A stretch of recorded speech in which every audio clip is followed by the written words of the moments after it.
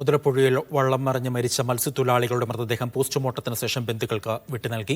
അഞ്ചുതെങ്ങ് സ്വദേശി മൈക്കിൾ, ചിറയൻകീഴ് സ്വദേശി ജോസഫ് എന്നിവരാണ് ഇന്നലെ മരിച്ചത്. മുതലപ്പുഴയിലെ പ്രശ്നങ്ങൾ പരിഹരിക്കാതെ ഉദ്യോഗസ്ഥരുടെ ധാർഷ്ട്യമാണ് വീണ്ടും മത്സ്യത്തൊഴിലാളികളുടെ മരണത്തിന് കാരണമായെന്ന് സംയുക്ത സമരസമിതി പറഞ്ഞു. ചന്ദ്രഗിരി ഡ്രഡ്ജർ കൊണ്ടുവന്നിട്ടും മണൽ നീക്കം കാര്യക്ഷമമായി നടന്നില്ല എന്നും മത്സ്യത്തൊഴിലാളികൾ ആരോപിക്കുന്നു. കഴിഞ്ഞ 4 വർഷത്തിനിടെ മാത്രം 20ഓളം പേർക്കാണ് മുതലപ്പുഴയിൽ ജീവൻ നഷ്ടമായത്.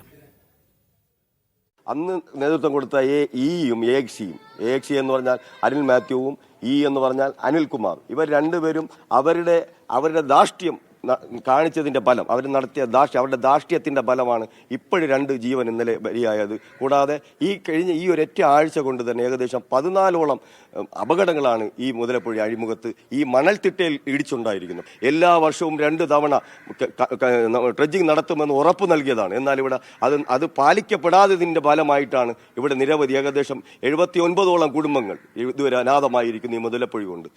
എന്നിട്ടും ഈ ഉദ്യോഗതലത്തിലുള്ള കെടുകാര്യസ്ഥത ആവർത്തിച്ചുകൊണ്ടിരിക്കുകയാണ്.